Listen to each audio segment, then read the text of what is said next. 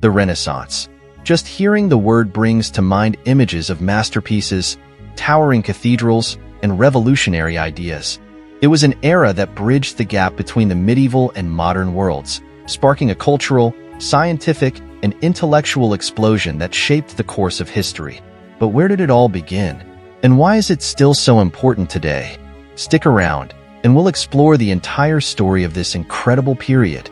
To understand the Renaissance, we first need to step back into the Middle Ages. Europe in the 14th century was a world of castles, knights, and feudal systems. The Catholic Church dominated life, and society revolved around religion and tradition. Creativity was stifled, and scientific progress crawled. But then, things began to change. One of the most unexpected sparks for the Renaissance was tragedy, the Black Death. This devastating plague killed nearly half of Europe's population, leaving behind a transformed society. With fewer people to work the fields, the rigid social hierarchy began to crumble, and a new middle class emerged. These were people with wealth, and more importantly, a desire to invest in culture and learning. So why did the Renaissance start in Italy?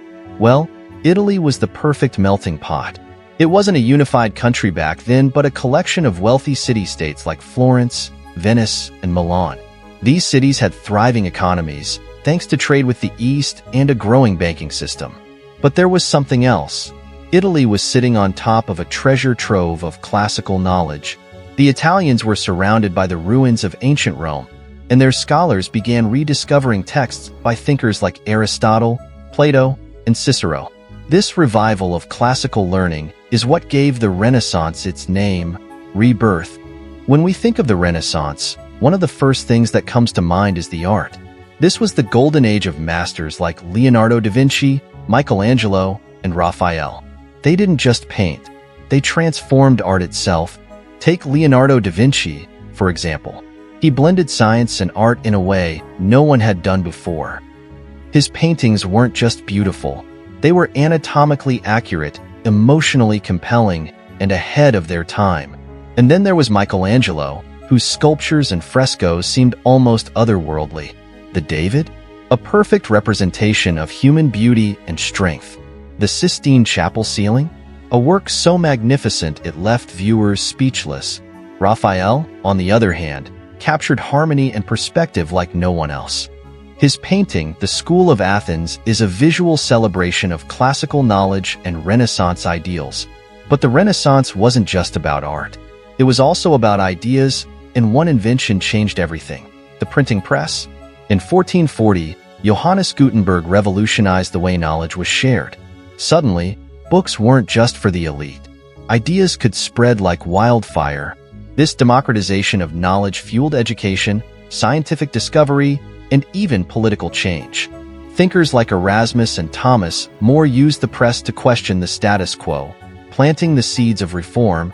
Speaking of discovery, the Renaissance was a time when science broke free from the grip of tradition.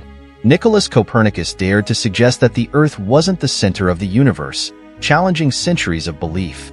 Galileo Galilei picked up where he left off, using telescopes to prove it.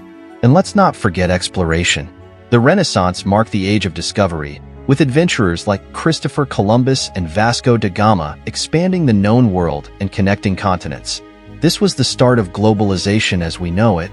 Behind the art and science, there was politics, and no family was more influential than the Medici of Florence.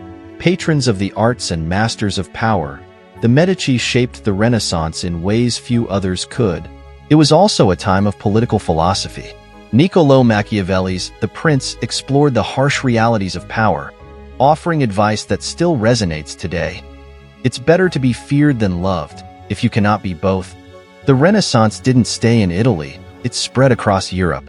In the north, artists like Albrecht Dürer brought incredible detail to their work, while writers like Shakespeare captured the human experience in ways that still move us today.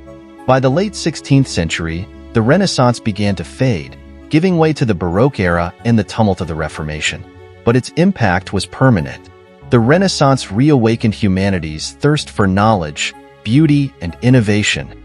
Today, its echoes are everywhere, in our art, our science, and our values.